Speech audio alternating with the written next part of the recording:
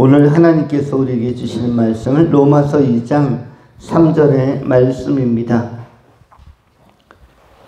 이제 받들어 봉독하겠습니다. 이런 일을 행하는 자를 판단하고도 같은 일을 행하는 사람아, 네가 하나님의 심판을 피할 줄로 생각하느냐. 아멘.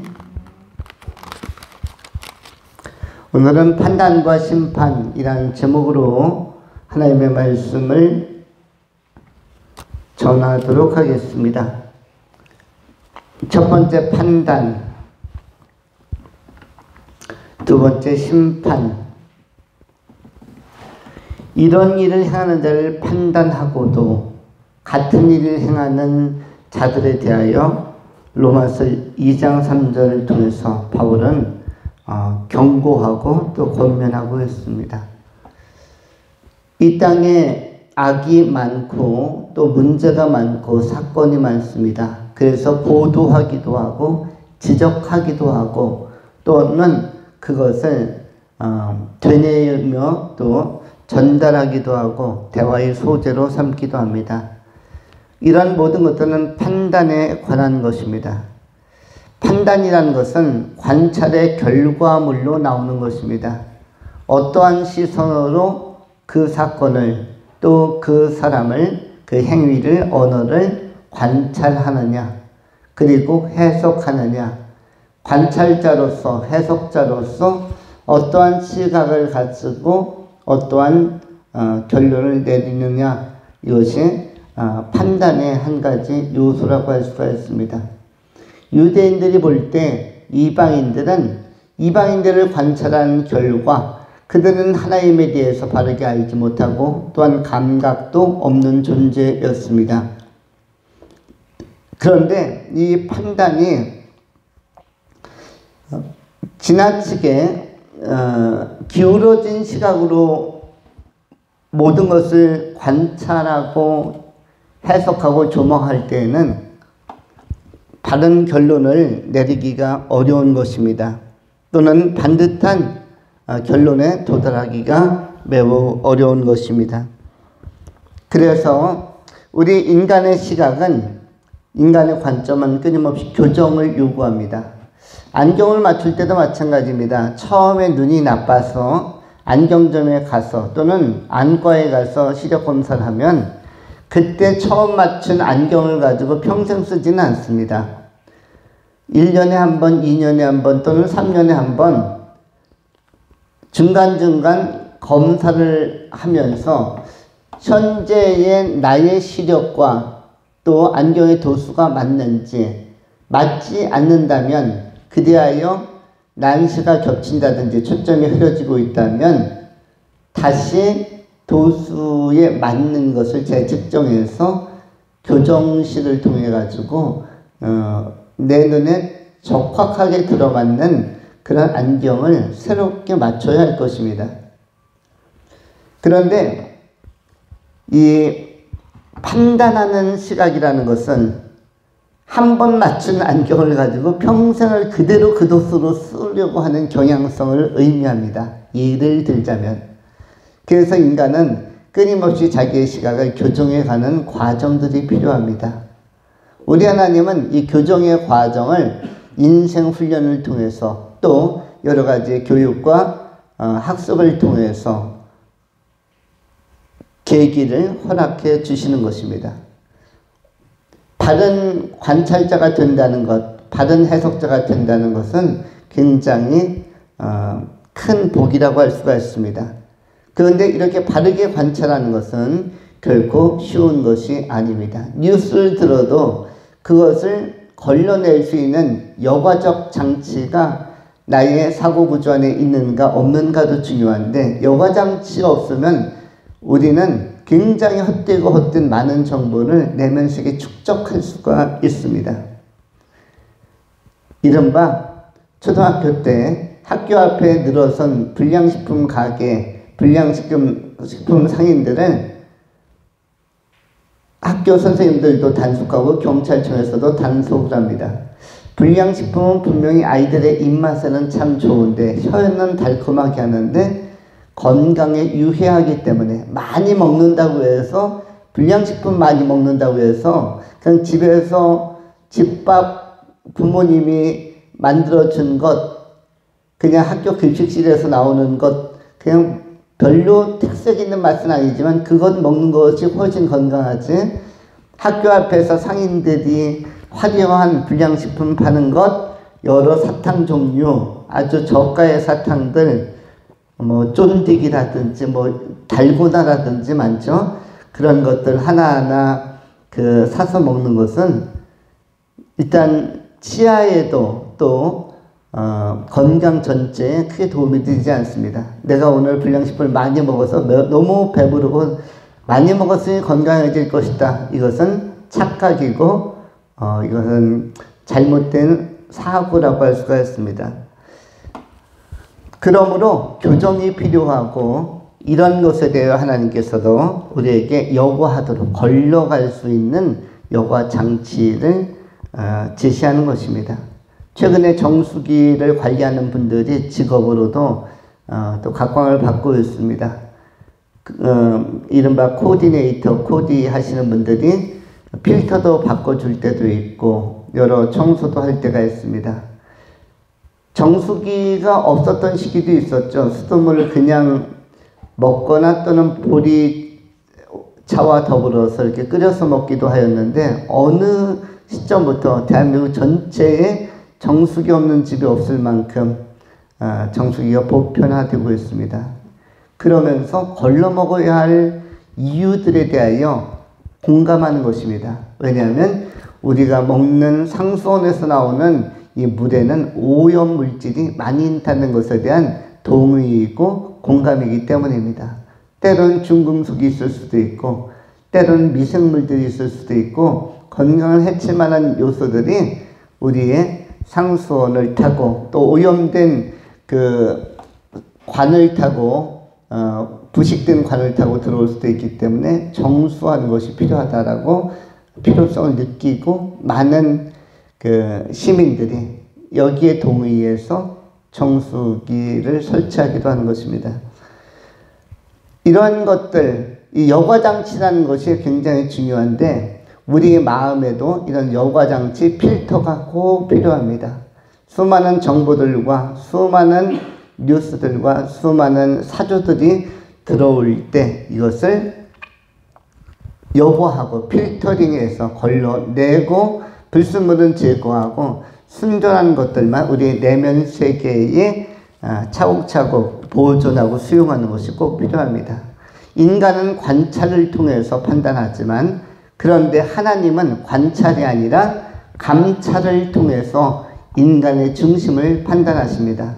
하나님은 무엇을 통해서? 감찰을 통해서. 지극히 높은 곳에서 하나님은 꿰뚫어 보시면서 우리의 중심을 감찰하십니다. 하나님의 감찰은 창세기 1장부터 나타나 있습니다. 하나님은 보시는 것에 능하시는 분입니다. 하나님은 시각과 시력이 좋으시고 보시는 것을 통해서 즐거워하시는 분입니다. 창세기 1장은 시종일관 어떠한 것이 가장 공통적으로 많이 나옵니까? 천지창조를 하시면서 보시기에 좋았더라. 창세기 1장 10절에도 하나님이 묻을 땅이라 부르시고 모인물을 바다라 부르시니 하나님이 보시기에 좋았더라. 어떻게 하기에 좋았다? 보시기에 좋았다. 보기 좋았다. 하나님은 보시는 분입니다. 보심을 통해서 좋다 나쁘다를 감정적으로 선언하신 분입니다. 창세기 1장 12절에도 땅의 풀과 각기 종류대로 씨 맺는 채소와 각기 종류대로 씨 가진 열매 맺는 나무를 내니 하나님이 보시기에 좋았더라. 하나님이 어떻게 하기에 좋았습니까? 느끼기에, 감상하기에, 그거에 앞서 보시기에, 보기에 좋았다. 하나님은 어떠한 분이다? 보는 분입니다. 하나님은 보는 분인데 위에서 보는 것을 뭐라고 얘기합니까? 감찰이라고 하는 것입니다. 또한 창세기 1장 18절에 낮과 밤을 주관하게 하시고 빛과 어둠을 나누게 하시니 하나님이 보시기에 좋았더라. 창세기 1장에는 하나님의 보심의 행위, 보심의 퍼포먼스, 보심의 그 진지성이 잘 드러나고 있습니다. 보심을 통해서 평가하시고, 보심을 통해서 판단하시고, 보심을 통해서 음미하시는 분이 바로 우리 하나님이십니다. 창세기 1장 26절에 하나님이 땅의 짐승을 그 종류대로, 가축을 그 종류대로, 땅에 기는 모든 것을 그 종류대로 만드시니 하나님이 보시기에 좋았더라. 하나님이 보시기에 좋았다. 온 땅에 생물이 움직이는 것, 동물이 움직이는 것, 새들이 움직이는 것, 가축이 움직이는 것을 어떻게 했다? 보았다라는 것입니다. 하나님은 졸지도 주무시지도 아니하고 보시는 분이다. 하나님의 형용하는 어구 중에는 가장 먼저 창세기에 등장하는 것은 보시는 하나님, 아름다우신 하나님, 거룩하신 하나님, 좋으신 하나님이 다 나올 수 있지만, 그러나 성경에 기록되어진 최초의 하나님에 대한 수식, 형용어는 바로 뭐다? 보시는 하나님이라는 것입니다. 하나님은 어떤 분이다? 보시는 하나님. 보심을 통해서 아시고, 다 보시고 다 아시는 하나님이 바로 실체적이고 살아계신 생존하신 창조의 하나님이라는 사실을 기억할 필요가 있습니다. 그렇다면 우리 하나님은 우리 인간의 일거수일투족도 다 보시는 주님이십니다. 창세기 1장 31절에 하나님이 그 지으신 모든 것을 보시니 보시기에 심히 좋았더라. 모든 것을 보시니 보시기에 심히 좋았더라. 저녁이 되고 아침이 되니 이는 여섯째 날이니라.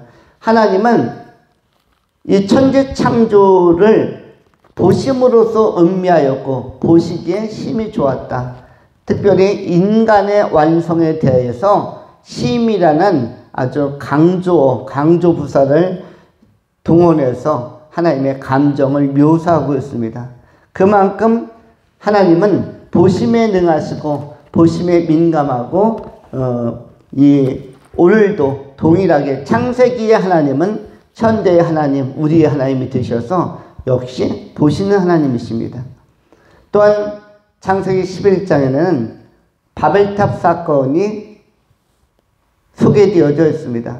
11장 4절에 인간들이 또 말하되 자 성과 대를 쌓아 대 꼭대기를 하늘에 닿게 하여 우리 이름을 내고 온 지면에 흩어짐을 면하자 하였더니 5절 여호와 하나님께서 인생들에 쌓는 성과 대를 보시려고 강림하셨더라. 대를 보시려고 어떻게 하셨다? 강림하셨다. 인간이 얼마나 잘 쌓는지, 인간이 얼마나 의욕적으로 쌓는지, 얼마나 악의적으로 쌓는지를 보려고 인간의 꾀와 인간의 한계성, 인간의 그 중심 안에 있는 그들의 계획을 주님은 관통하시고 보시려고 강림하셨다라고 기록을 하고 있습니다. 이렇게 우리 하나님은 창세기서부터 보시는 하나님이시다. 이것을 꼭 기억해야 할 것입니다. 그 보시는 하나님을 어떤 하나님이라고 표현합니까? 감찰하시는 하나님. 하나님은 감찰하시는 하나님. 지금도 여기에 계셔서 여호와 삼마 여기 계셔서 우리를 감찰하시고 우리를 주관하시고 지도하시는 하나님이십니다. 인간은 뭐뭐하고 관찰하고 하나님은 감찰하신다. 하나님의 감찰이야말로 참된 판단의 자료가 되고 바른 판단의 근거가 되는 것입니다. 인간의 판단은 무엇이다? 교정을 필요로 하고 그리고 검증을 필요로 합니다. 그러나 하나님의 감찰만이, 인간의 관찰은 한계가 많지만 하나님의 감찰만이 바른 해석과 또 바른 길로 인도하는 것입니다. 우리는 모두 다 치우침과 편견을 넘어서서 좌우로 치우치지 않고 중심에 반듯하게 서서 감찰하시는 하나님의 시각 안에서 하나님께서 이끌어주시는 정도를 걸어가야 할 것입니다. 이러한 사람을 보시면서 하나님은 그 인생이 보시기에 참 좋다, 보시기에 심히 좋다라고 인정해 주시고 선언해 주시는 것입니다. 우리 모두가 창세기 1장에서 우리 하나님께서 사용했던 심이라는 그런 극찬이 우리 개인의 삶의 여정에도 나타남으로 말미암아 심이 좋은 인생, 하나님께서 보셨을 때 심이 좋은 인생 여정을 살아가는 사랑하는 성도님들이 되실 수 있기를 축원합니다. 두 번째는 심판에 관한 것입니다. 이런 일을 행하는 자를 판단하고도 같은 일을 행하는 사람아, 네가 하나님의 심판을 피할 줄로 생각하느냐. 심판이라는 용어가 또한 나오고 있습니다. 물론 성경에는 심판대라는 그 내용에 관한, 심판의 구체적 내용에 관한 것이 요한계시록에도 상세하게 나오고 있습니다. 최근에 아주 유명한 목사님 한 분이 소천하셨습니다. 복음주의자로서 굉장히 성경적 설교를 잘 하시는 분으로서 미국의 유명한 그레이스 커뮤니티 처치의 목사님, 담임 목사님이셨던 존 메가더 목사님이 이틀 전에 소천했습니다. 그가 쓴 여러 가지 책들이 있지만 그 중에서 제일 유명한 책의 제목이 받아들이기에 너무나도 거북한 복음. 받아들이기에 너무나도 거북한 복음. 거북한 복음이라는 용어를 사용하신 분이 존 메가더 목사님인데, 치우침이 없는 미국 같은 사회는 그 신앙이 신사도 운동으로 말미암아 비냐드 운동이라든지 은사주의 운동으로 말미암아 약간 신비주의적 계열로 미국과 캐나다의 신앙적 흐름이 넘어가 있는데, 그런데 이분은 굉장히 성경을 토대로 해서 바르게 해석하고 바르게 강의하는 분으로 유명한 분입니다. 탈봇 신학교를 나왔고, 그런데 이 목사님이 아마 이 시대의 마지막 남은 미국의 복음주의 신학자 내지는 목사님, 성경적 목사님이라고 그렇게 평가받는 분인데, 저도 이분의 책을 몇 권 구입한 일이 있고 저희 교회도 비치해 놓은 일이 있습니다. 그런데 이틀 전에 소천했습니다. 아마 만 24시간 정도 경과되고 있을 것입니다. 올해 살아계시면은 85세.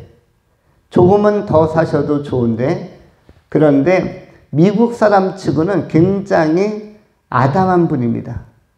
미국인들은 뭐 트럼프처럼 거의 1m 90 정도 훤칠훤칠한데, 이 목사님은 1m 70이 되지 않아요. 1m 한 68, 69, 그냥 아담하신, 체중도 많이 나가지 않습니다. 62kg 정도. 사뿐사뿐, 조용조용.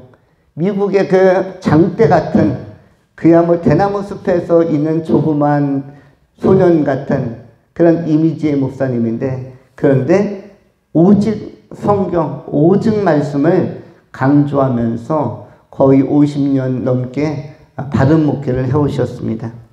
지금 이 목사님의 영혼은 어디에 가 있을까요? 그분은 지상에서도 하나님의 시민권을 가지고, 하늘의 시민권을 가지고 하늘나라의 시민으로 살아가셨을 뿐만 아니라 지금은 실체적인 하나님의 시민으로서 천국에 들어가 지금 활동하고 있는 것입니다. 우리도 마찬가지입니다. 언젠가 하나님께서 우리를 부르시면 우리는 하나님의 보좌 앞으로 이끌려져 가는 그러한 거룩한 경험들이 우리에게도 도래하게 될 것입니다. 요한계시록 20장에는 생명책과 행위의 책에 관한 것이 20장 11절부터 기록되어져 있습니다. 또 내가 크고 흰 보좌와 그 위에 앉으신 이를 보니 땅과 하늘이 그 앞에서 피하여 간 데 없더라. 또 내가 보니 죽은 자들이 큰 자나 작은 자나 그 보좌 앞에 서 있는데 책들이 펴 있고 또 다른 책이 펴져 있으니 그 생명책이라. 죽은 자들이 자기 행위를 따라 책들에 기록된 대로 심판을 받으니 바다가 그 가운데서 죽은 자들을 내주고 또 사망과 음부도 그 가운데서 죽은 자들을 내주매 각 사람이 자기의 행위대로 심판을 받고 사망과 음부도 불못에 던져지니 이것은 둘째 사망 곧 불못이라. 누구든지 생명책에 기록되지 못한 자는 불못에 던져지니라. 아주 진지한 심판에 관한 말씀입니다.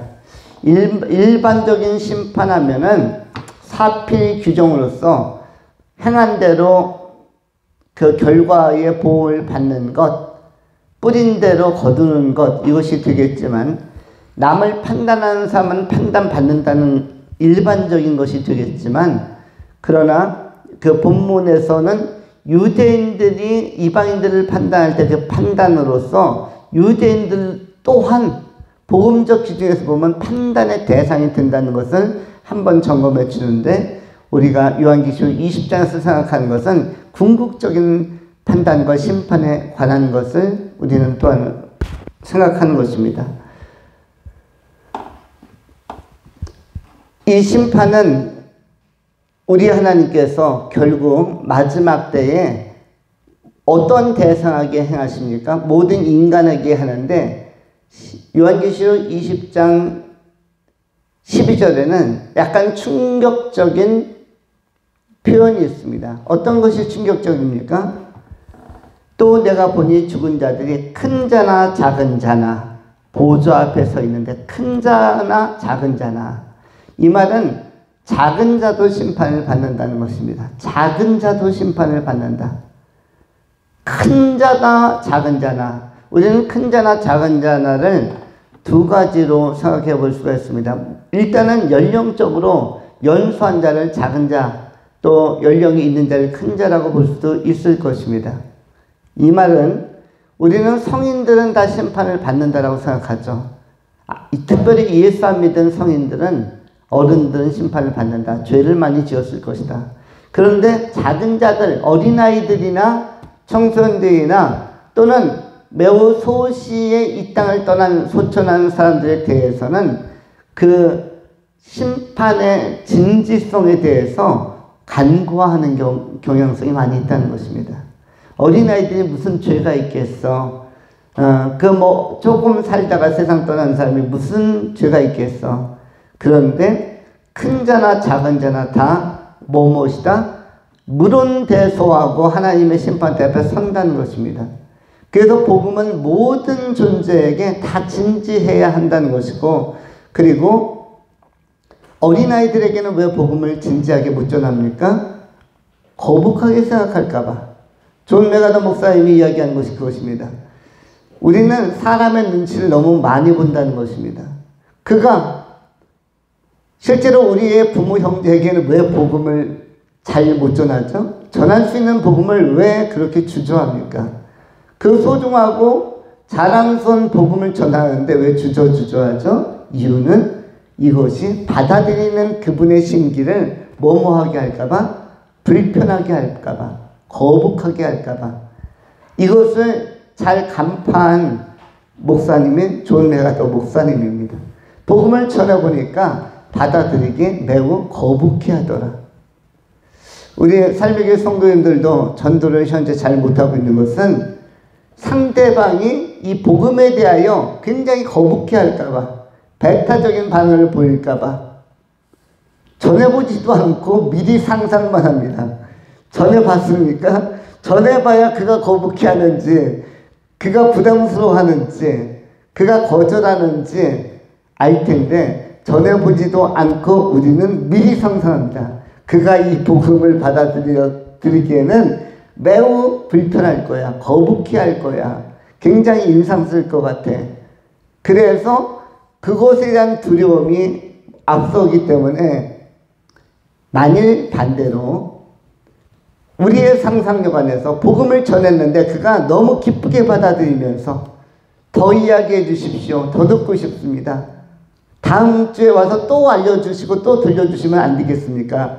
이렇게 부드럽게, 너무나 불편하고 거북한 복음이 아니라 너무나 달콤하고 그리고 너무나 친밀한 복음으로 많은 사람들이 받아들인다면 얼마나 전도하기가 쉽고 즐겁게 전도하겠습니까?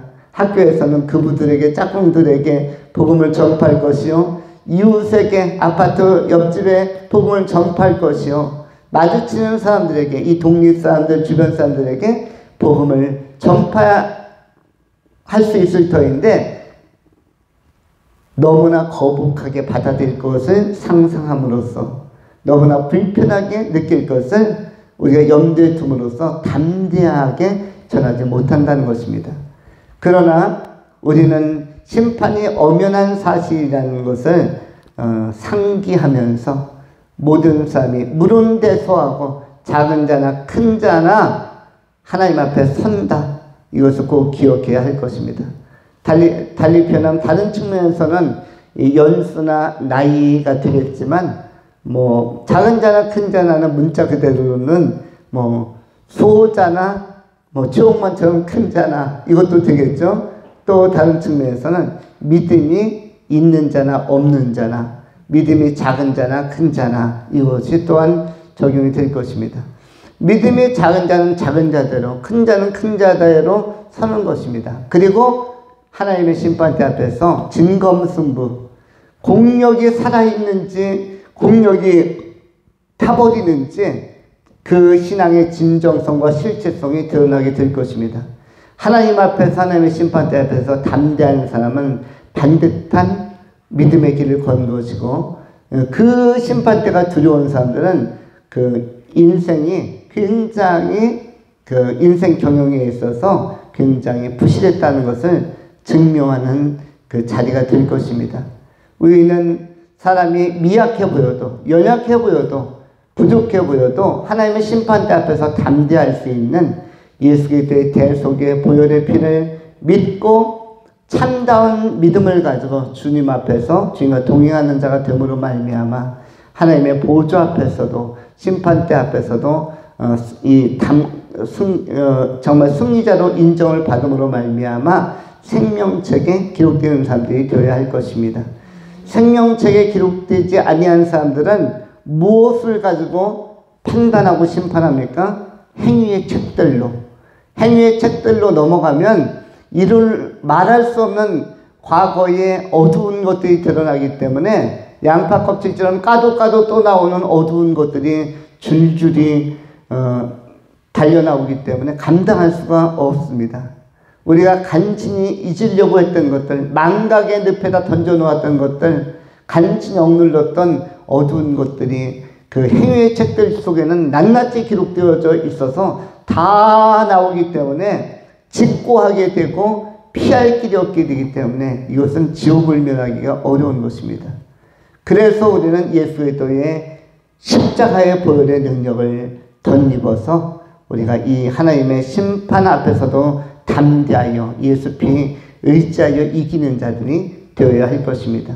그리고 생명책의 농명됨으로 말미암아 천국에 다 들어가는, 심판을 이겨내고 그리고 부활하시고 승천하신 예수를 덧입어서 우리가 구원 얻고 영생을 얻고 생명의 기업에 참여하는, 생명의 풍성한 기업, 영생의 기업에 참여하는 자들로 상급도 있는 복 있는 성도님의 삶을 살아가야 할 것입니다. 우리가 이 경주를 이제 제대로 향방 있게 천성을 향해서, 새 예루살렘 도성을 향해서 우리 정진하는 자로서 오직 예수 바라보면서 승리의 그날까지 믿음으로 질주해 가는 아름다운 하나님과의 동행이 계속되는 귀한 성도님들이 되실 수 있기를 축원합니다. 기도합니다. 존귀하신 하나님 감사합니다. 오늘 믿음에 대하여, 복음에 대하여, 관찰과 감찰에 대하여 여전히 우리를 보시기에 심히 좋은 대상으로 간주하시고 붙들어 주신 줄 믿고 주님과의 동행이 계속되는 하루하루 믿음의 여정, 믿음의 삶의 과정이 되게 하여 주시옵소서. 천국에 이를 때까지 주께서 주권적 은혜로 강하게 인도하시기를 구하오며 은혜와 평강 주시는 구주 예수 그리스도의 이름으로 축복하며 감사하며 기도하옵나이다. 아멘.